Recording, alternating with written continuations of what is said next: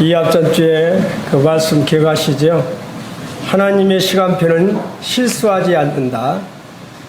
그리고 하나님의 시계는 그때임을 말하고 있다는 그런 주제로 말씀을 드렸고요. 오늘은 또 이어서 우리는 하나님의 성전이라는 그런 주제로 말씀을 드리고자 합니다. 말씀을 드리기 전에 먼저 고린도 전서 3장 16절 고린도 전서 3장 16절 신약 266쪽입니다. 다 찾으셨죠? 다 같이 읽겠습니다. 시작. 너희는 너희가 하나님의 성전인 것과 하나님의 성령이 너희 안에 계시는 것을 알지 못하느냐? 그리고 6장 19절 20절입니다. 다 찾으셨죠?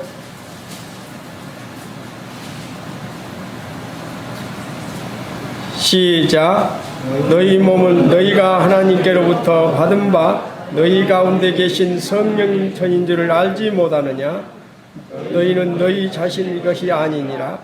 값으로 산 것이 되었으니 그런즉 너희 몸으로 하나님께 영광을 돌리라.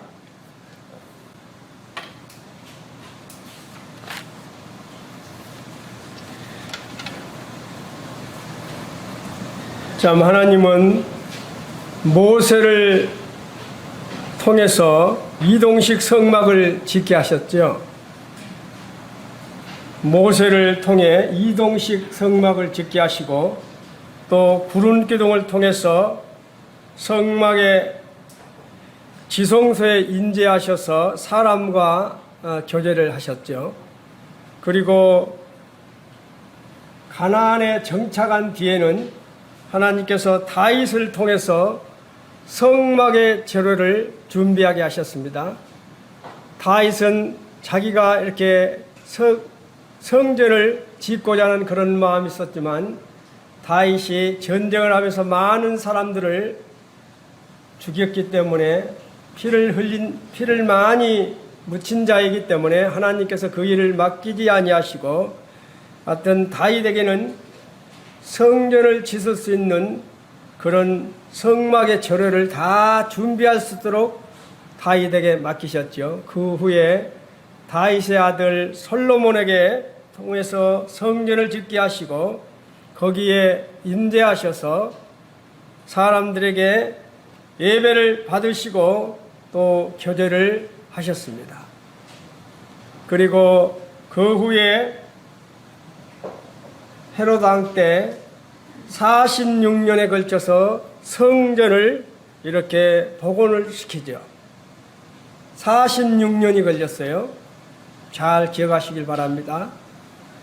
그런데 우리 예수님께서 이 땅에 오신 뒤에 성전의 아름다움과 웅장함을 자랑하는 제자들에게 어떻게 말합니까? 돌 위에 돌 하나도 남기지 아니하고 다 무너지리라고 말씀을 하시죠. 그러시면서 내가 진실로 너희에게 이르노니 돌 하나도 돌 위에 남기지 않고 다 무너뜨려지리라고 요한 마태복음 24장 2절에서 그렇게 우리 주님께서 제자들에게 말씀하십니다. 그렇고 하시면서 우리 주님께서는 내가 이 성전을 사흘 만에 짓겠다고 말씀하시는 거죠. 헤롯 왕 때 1년이 아닌 46년에 걸쳐서 성전이 복원되었는데 우리 주님께서는 내가 이 성전을 사흘 만에 짓겠다고 하십니다. 말이 되는 소리입니까? 46년에 걸쳐서 짓은 성전을 이 성전을 사흘 만에 짓겠다고 말씀하셨어요. 무슨 뜻일까요, 이게? 이것은 주님이 십자가와 부활의 터 위에 지어지는 살아있는 성전을 말하는 것이죠. 바로 우리 주님이 죽으신 지 며칠 만에 부활하셨습니까? 3일 만에 부활했죠. 바로 주님이 십자가 부활의 터위에 지어지는 살아있는 성전, 이 성전을 가리키는 거예요. 우리의 주님은 죽은 지 3일 만에 부활하셨습니다.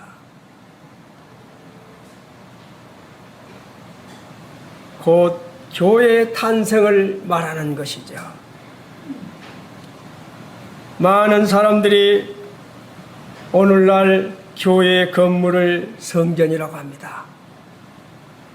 그러나 교회는 건물이 교회가 아니라 두세 사람이 모인 무리, 쉽게 말해서 예수님을 영접한 무리가 모인 그 무리가 교회인 것이요. 그래서 두세 사람이 내 이름으로 모인 곳에 나도 그들 중에 있겠다고 했습니다. 그래서 우리 이렇게 모인 성도들이 모인 이 자체가 교회인 것이죠.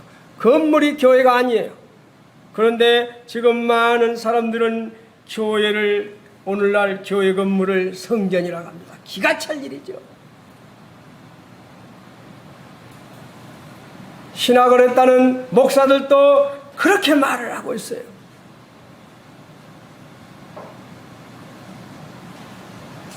교회의 건물을 성전이라고 말합니다.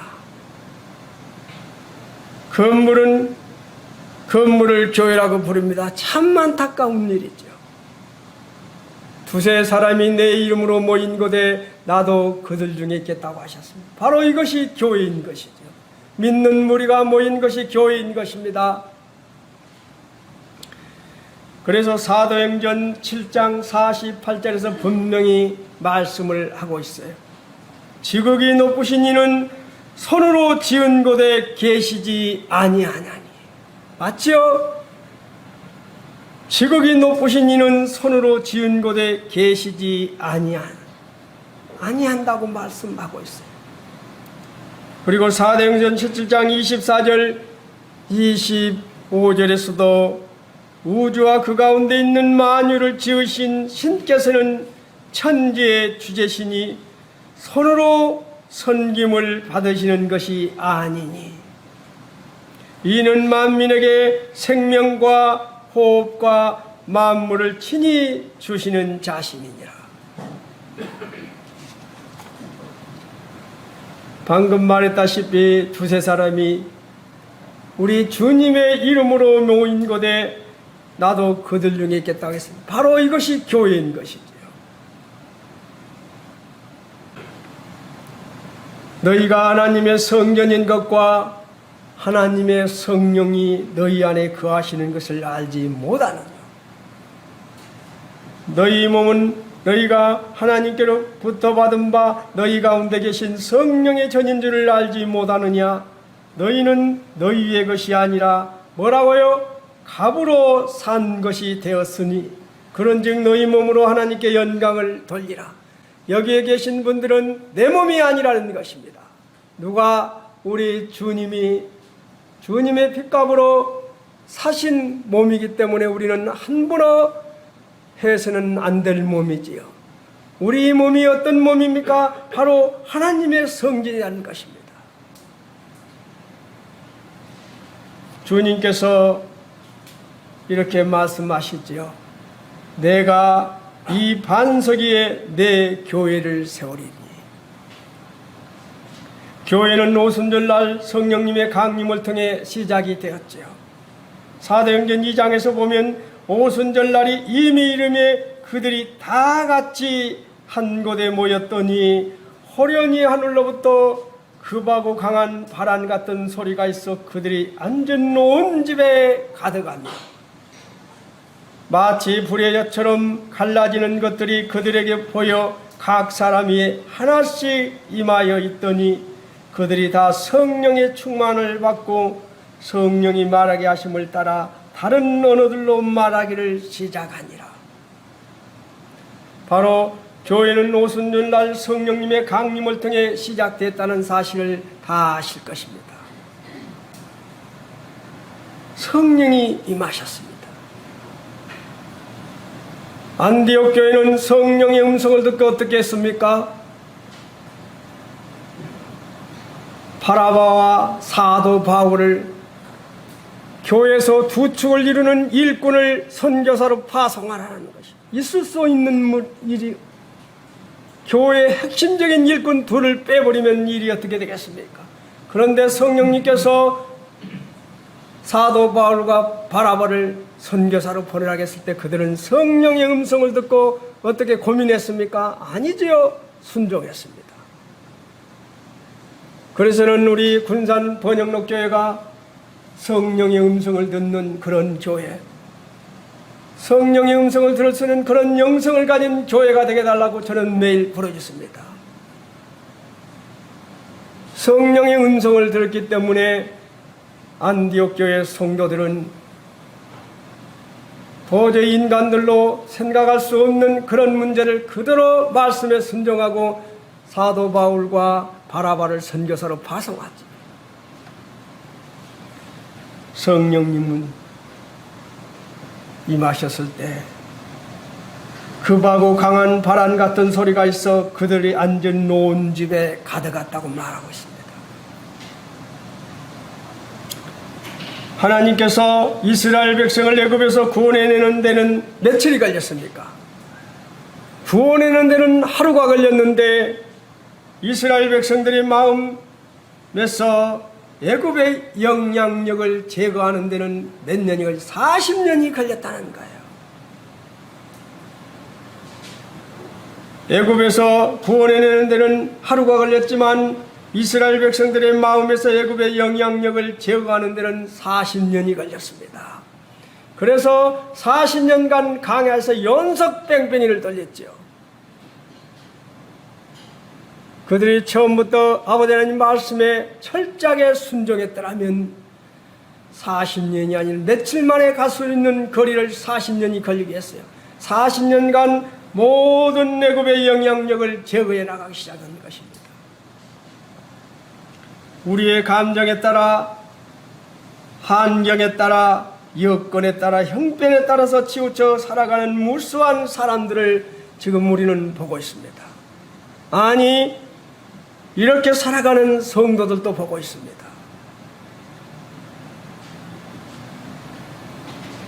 성경에서 성경에서 말씀하시는 풍성한 약속, 그 기업들을 우리가 믿음으로 붙잡기만 한다면, 믿음으로 정복하기만 한다면 우리는 주 안에서 그 복을 누릴 수 있는 자격 있는 성도지요. 그런데 이러한 축복을 누리지 못하는 것일까요? 제가 분명히 이 아침, 이 앞전 주일에도 말씀을 드렸습니다. 하나님의 시간표는 실수하지 않는다고 말씀을 드렸습니다. 하나님의 시계는 그때임을 가르치고 있다고 말씀을 드렸습니다.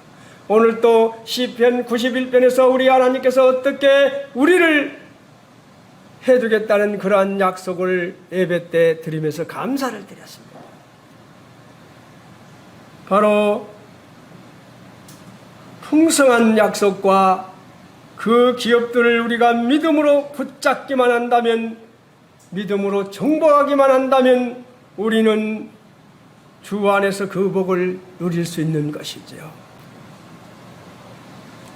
하나님께서 약속한 축복과 삶은 항상 하나님의 약속 안에서 믿음으로 누릴 수 있다는 것입니다.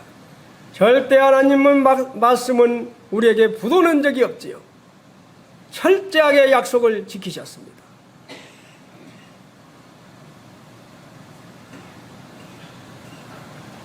그러나 많은 그리스도인들이 승리의 삶을 살지 못하고 우리 하나님의 약속과 그 축복의 땅을 정복하지 못하고 사는 경우가 너무 많아서 마음이 답답할 뿐이죠.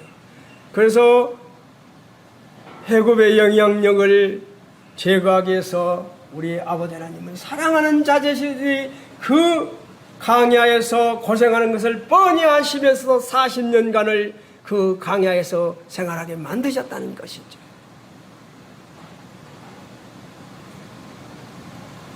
우리의 인생은 항해하는 배와 같습니다.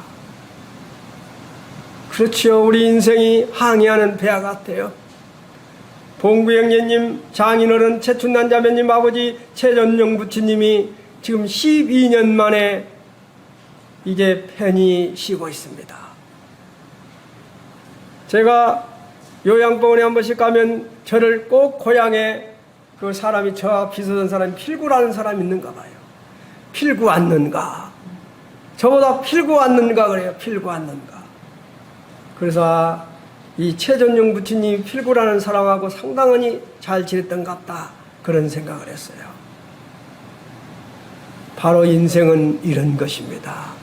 최정용 부처님이 얼마나 잘생겼잖아요.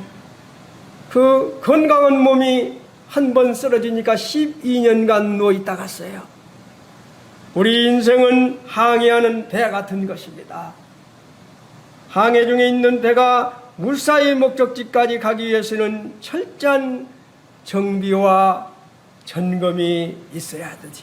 우리 인생을 살아가면서 우리가 가끔 몸을 검사해야 해서 우리 정기 한 번씩 하지요. 철저한 정비와 점검이 있어야 하듯이 우리 인생의 항해에도 철저한 점검이 매일매일 필요한 것이죠. 너희가 하나님의 성전인 것과 하나님의 성령이 너 안에 거하는 것을 알지 못하느니 너희는 너희 것이 아니라 값으로 산 것이 되었으니 그런즉 너희 몸으로 하나님께 영광을 돌리라 하십니다. 우리가 하나님 성전이기 때문에, 값으로 산 것이기 때문에 우리는 마음대로 살 수 없는 것이지. 내 몸이 아니기 때문에 마음대로 살 수 없는 것이죠.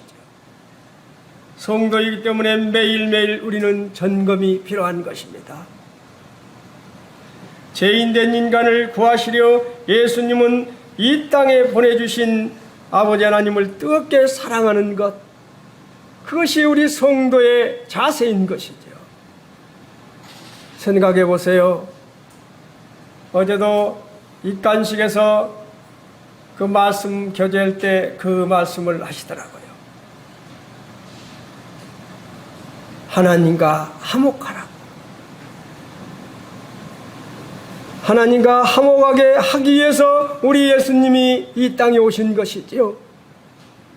우리는 화목할 수 없기 때문에 예수님께서 오셔서 핏값으로 우리 죄를 다 해결해 주시고 우리 아버지 하나님과 화목할 수 있는 길을 열어주셨죠. 그래서 우리는 생명을 받자 하나님을 사랑했는지를 점검해 봐야 하는 것입니다. 생명을 받자 하나님을 사랑했는지, 우리는 믿음으로 살아왔는지, 소망이 넘치는 삶을 살아왔는지 점검해 봐야 하는 것입니다. 성령의 인도에 따라 살아왔는지 점검해 보는 것입니다. 이 말씀을 준비하면서 저는 가연 68년을 살아오면서 예수님을 영접한 후에 정말 성령의 인도함에 따라 살아왔느냐고 저에게 물어봤습니다. 참 부끄러웠었어요. 성령께서는 승천하신 예수님을 대신해 우리 연약함을 도우시려고 우리 곁에 와 계시는 분이시죠. 이 성령께서는 이 안에 계신단 말입니다. 안에 계시면서 언제나 옳고 그름을 알게 해주시죠. 내가 무엇인가 어떤 것에 대해서 잘못하고 있을 때 이 양심을 통해서 나에게 찔러주시오. 너 구원받은 자가 그렇게 하면 안 되잖아.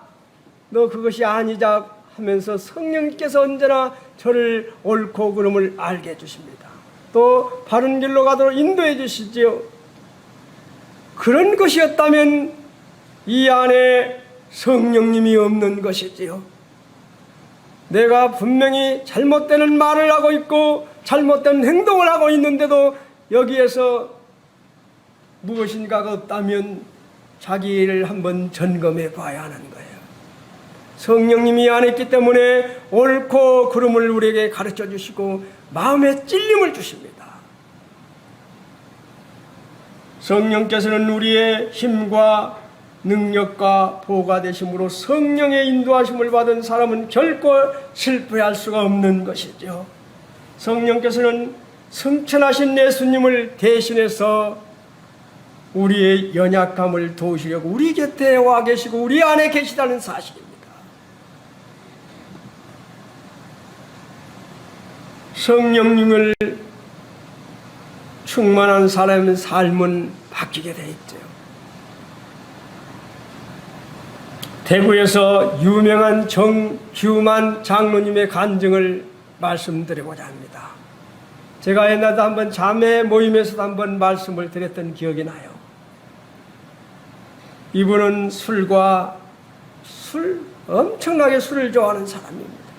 그리고 가정폭력으로 폐인처럼 살던 사람입니다. 그런 사람이 예수님을 믿고 삶이 변화돼서 한약방을 차리고 수많은 이들에게 유익을 주었던 간증을 가지고 있는 사람이죠. 그는 술주전병이요, 그는 자기 아내를 가정 폭력을 하는 사람이었습니다. 그런 사람이 왜 이렇게 변할 수 있었을까요? 그는 대구 양령시의 약전 골목은 조선시대부터 한약들을 판매한 것으로 전통이 그다음 350년이라는 전통이 있는 그러한 약전 골목에서 한쪽에서 그는 풀을 파는 풀장수였습니다.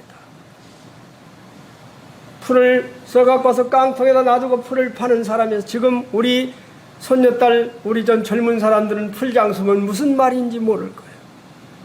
옛날에는, 지금은 다 유리창으로 돼 있어서 그런 것이 없지만 옛날에는 집이 창호지를 발라서 해야 했습니다. 그리고 도배를 하고 하기 때문에 풀장수가 있었어요.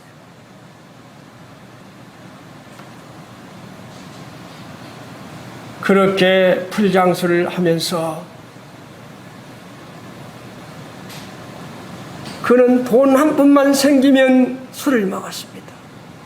술 먹고 행패를 부리고 집에 가면 아내를 때리고 정말 소문난 그런 못된 사람이었어요. 그런데 아내는 그러한 남편을 모르게 교회를 다녔어요. 어느 날 유명한 깡패 출신 김육부 목사가 그 정씨 부인 다니는 교회에 부흥해 온 겁니다. 그래서 김육두 목사의 그러한 간증과 그 말을 듣고 이제 성령이 충만해서 집에 오니까 좀 늦었어요. 늦으니까 들어오자마자 이 정기만이라는 이 사람이 아내 뺨을 때려버린 것입니다. 늦게 들어왔다고. 그러니까 아내가 어떤 말을 했겠어요? 여보, 내가 늦게 와서 당신의 마음이 상했다면 이쪽 뺨도 때리세요 하고 되는 겁니다. 옛날에는 뺨을 때리고 하면 달라들고 같이 싸먹던 아내가 그날은 여보, 내가 늦게 와서 당신의 마음을 상하겠다면 이 뺨을 때리라고 하면서 뺨을 대니까 마음이 이상했어요. 다른 때는 한 대 맞으면 대들고 같이 달라든 여자가 이상하게 그렇게 하는 거예요. 그래서 그 남편이 너 오늘 교회 가서 무슨 일 있었지? 그렇게 물은 것입니다. 그러니까 당신처럼 이렇게 술만 먹은 술주연병이 깡패 김익두라는 사람이 이렇게 이제는 새 사람이 되어 목사가 되었더라. 여보, 당신 나 한 번만 따라가자. 사정한 겁니다. 그래서 이 사람도 이 김익두를 알아요. 그래, 김익두라는 사람이 이런 깡패가 목사가 되었다고. 그래서 호기심에서 한번 따라가 본다고 간 것입니다. 이 사람이 이제 정규만 씨가 교회에 갔어요. 풀장수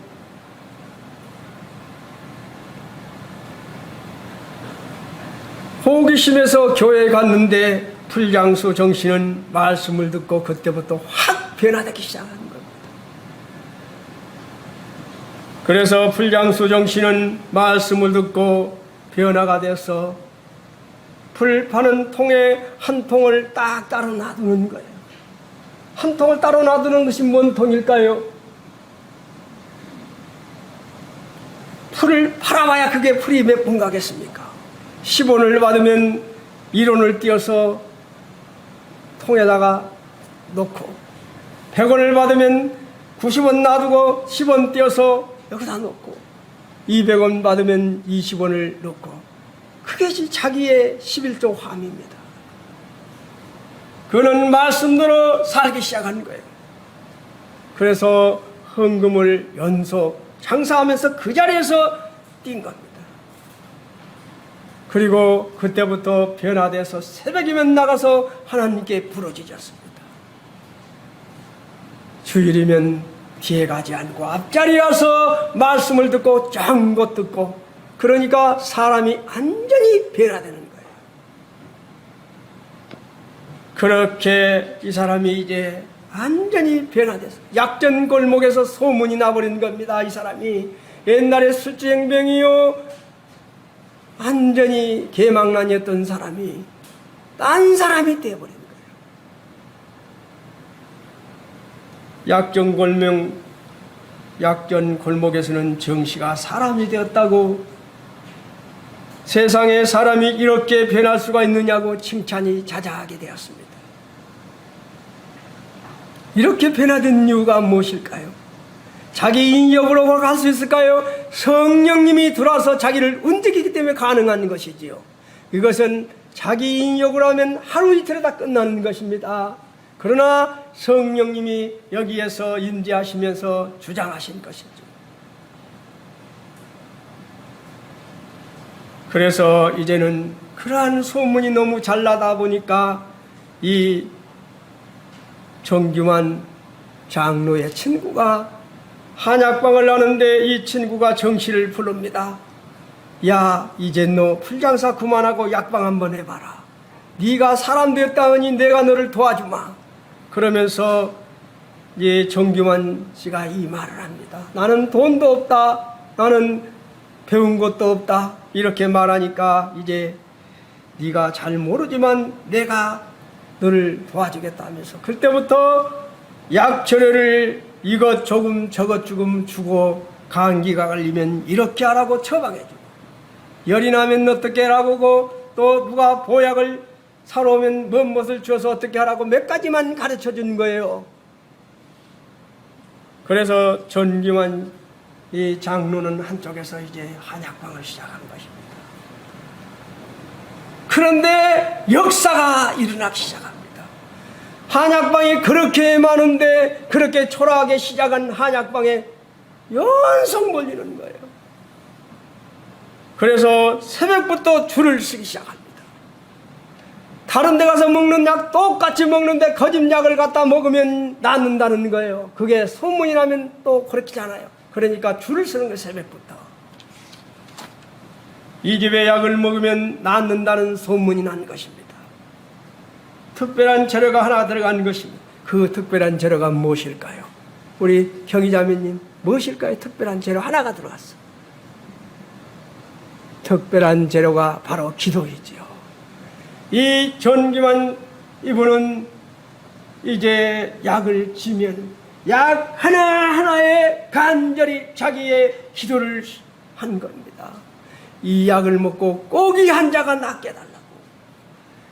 약 하나 한 봉 한 봉마다 간절히 기도해서 약을 지어서 줬습니다.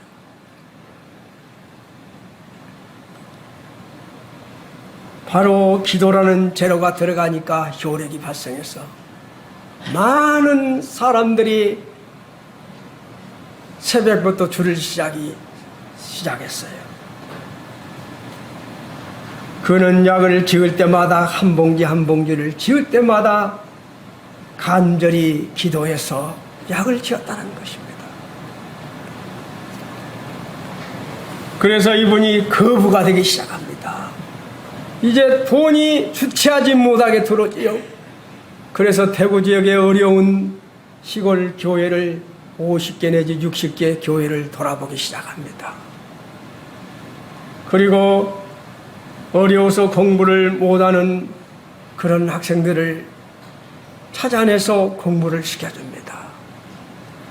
또 어느 집에 어렵다고 하면 꼭 생색을 내지 않고 모르게 도와주는 거예요. 우리는 보면 생색내고 도와주잖아요.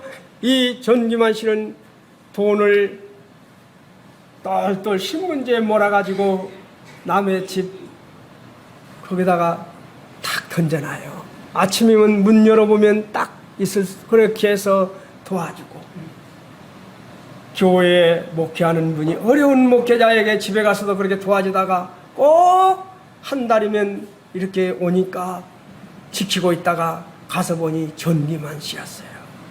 전기만 씨가 뭐라고 합니까? 제발 목사님, 내가 했단 소리 하지 마세요. 하지 마세요. 그리고 이분은 나는 저기 앉아서 풀장수하던 술주정뱅이 전기만입니다. 유명한 말이에요. 나는 저기 앉아서 풀장수하던 술주정뱅이 전기만입니다. 내가 이렇게 된 것은 다 하나님의 은혜입니다. 갚을 수 있도록 나에게 들려주세요. 가난한 목회하는 목사님들에게, 전도자들에게, 가난한 사람들에게 이 말을 한 것입니다. 나는 저기 앉아서 풀장수하던 술주정뱅이 전기만입니다. 내가 이렇게 된 것은 다 하나님의 은혜입니다. 갚을 수 있도록 나에게 들려주세요. 바로 이러한 삶이 왜 이렇게 살았겠어요? 그가 그냥 인위적으로 살면 며칠이면 끝나지만 성령님께서 인지하기 때문에 이렇게 가능한 것이지요.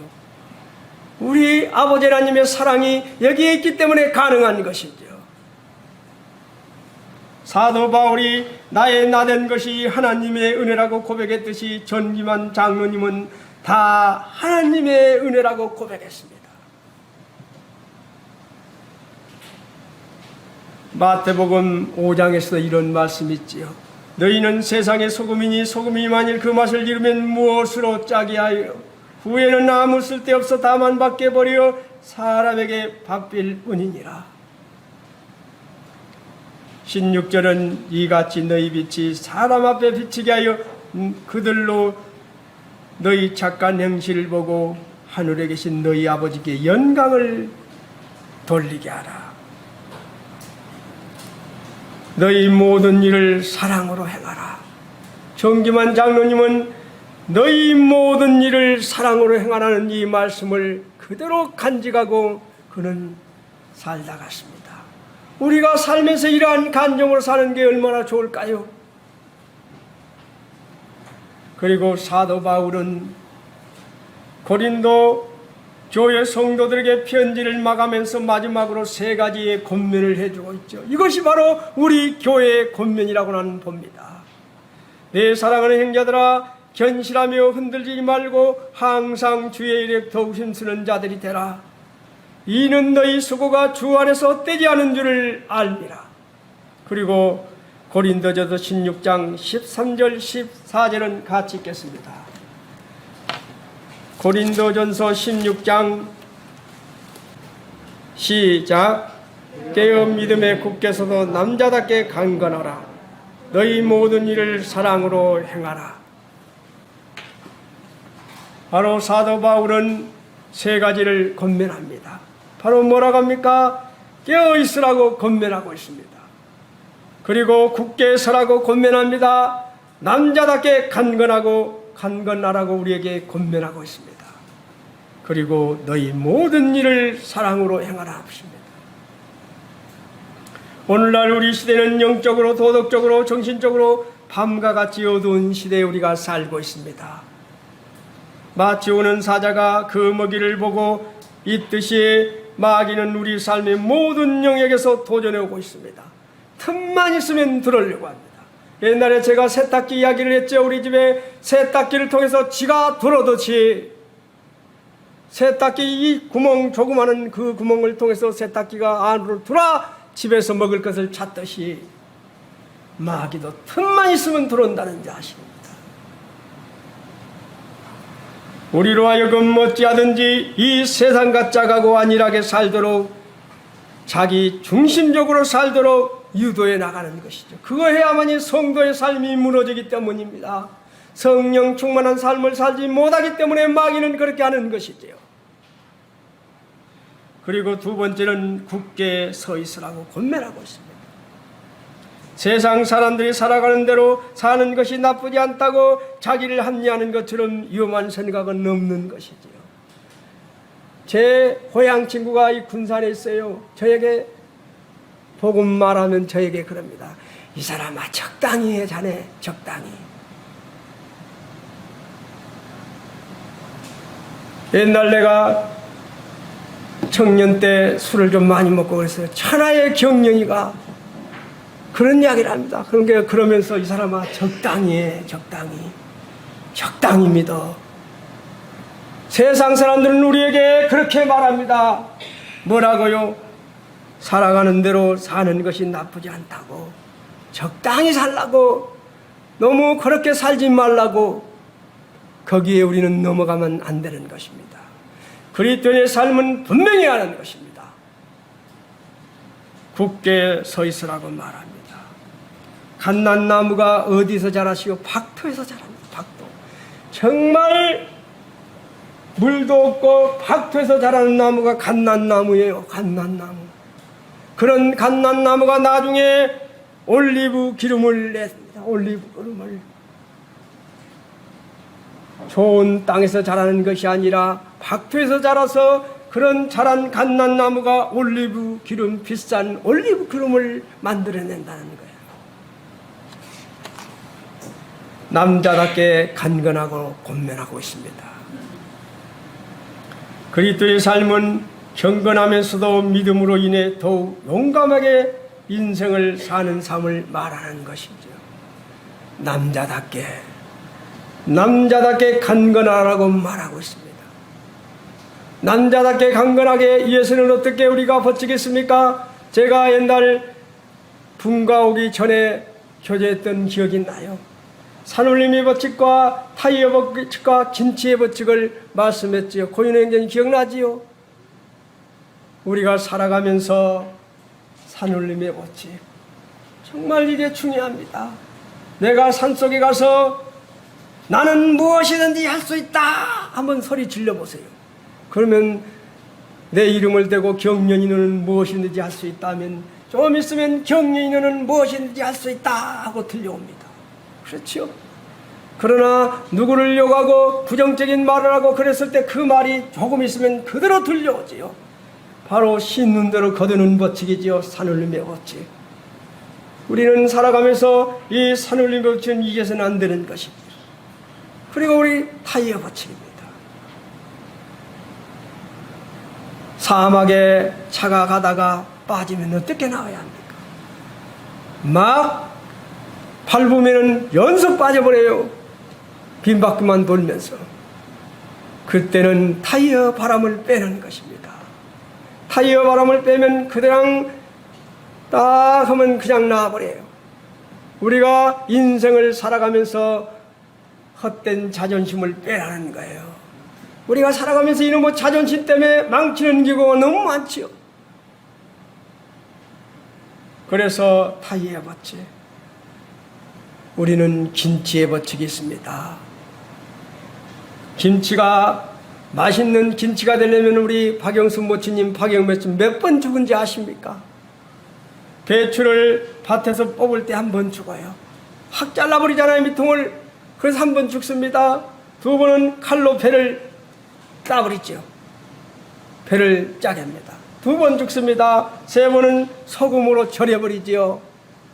세 번 죽습니다. 네 번째는 어떻게 합니까? 매운 고추, 젓갈, 마늘, 양념 확 섞어서 했죠. 또 죽지요. 그 다음에 다섯 번째는 사람의 입에 들어갔을 때 죽는 거예요. 김치는 5번을 죽는 거예요. 그랬을 때 사람에게 행복을 주는 것이죠. 우리가 남자답게 간건하게 살기 위해서는 산울림의 법칙과 타이어 법칙과 김치의 법칙을 유념하면서 살아야 하는 것이죠.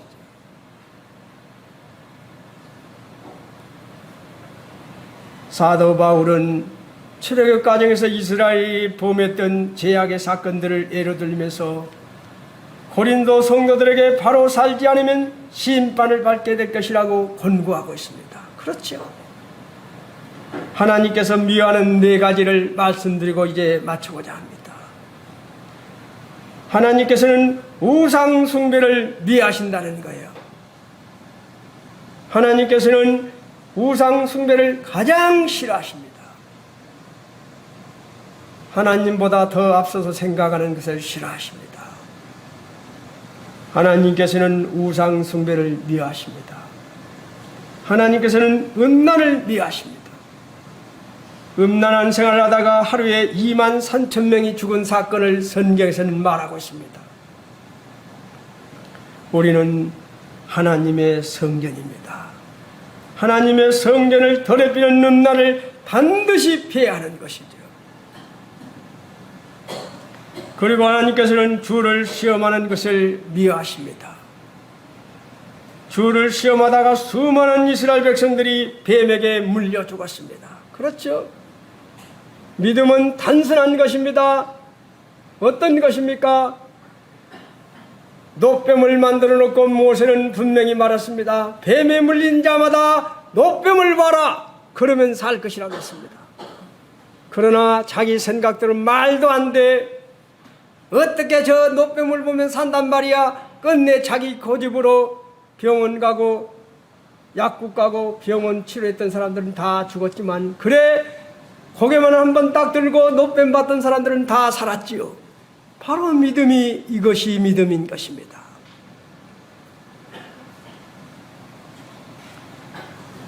하나님께서는 원망하는 것을 미워하십니다. 원망은 사람 사이를 불화하게 만들고 이간시키죠. 하나님을 원망하다가 젖과 꿀이 흐르는 가나안 땅에 들어가지 못하고 40년 동안 광야에서 방황했던 사실은 제가 말씀을 안 들어도 다 알고 있습니다. 얼마나 원망이 무서운지를.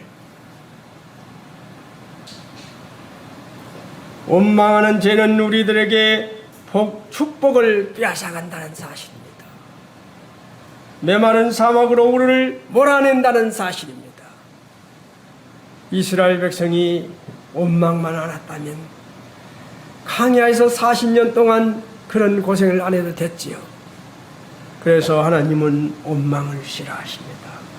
바로 우리는 하나님께서는 우상 숭배를 미워하시며, 하나님께서는 음란을 미워하시며, 하나님께서는 주를 시험하는 자를 미워하시며, 하나님께서는 원망하는 자를 미워하신다는 사실입니다. 그리고 저희들 이 말씀을 유념하면서 살았으면 합니다. 그리고 저 오늘 이 시, 우리 오늘 박영순 모치님 막내 딸에게 이 말씀을 읽어드리고 싶어요. 이 시를 적은 분이 어떤 분이냐면, 소아마비, 정말 글을 쓸 수가 없고 글 한자를 쓰기 위해서는 몇 번 떨어야 하는 소아마비, 누구죠? 이름이 갑자기 송명인. 그런 소아마비 그런 분이 주님을 생각하면서 주님의 사랑에 감사해서 이 글을 적은 거예요. 나 가진 재물 없으나, 나 남이 가진 지식 없으나, 나 남에게 있는 건강 있지 않으나, 나 남이 갖고 있지 않은 것 가졌으니, 나 남이 보지 못한 것 보았고, 나 남이 듣지 못한 음성 들었으며, 나 남이 받지 못한 사랑 받았고, 나 남이 모르는 것 깨달았네. 공평하신 하나님이 나 남이 가진 것 나 없지만 나 남이 없는 것 같게 하셨네. 이런 고백할 수 있는 막내 따님이 되시기를 저는 오늘 이 말씀을 전하면서 마치고자 합니다. 꼭 이렇게 남보기에 불행했던 여인, 정말 평생을 이렇게 수암아버려 고백했던 여인이 이런 고백을 했겠는가? 그는 예수님을 영접한 후에 이런 고백을 했어요. 나 남이 가진 지식 없으나, 나 남에게 있는 건강 있지 않으나, 남이 갖고 있지 않는 것 가졌으니, 꼭 이런 고백이 있기를 바랍니다. 이상으로 말씀을 마치고자 합니다.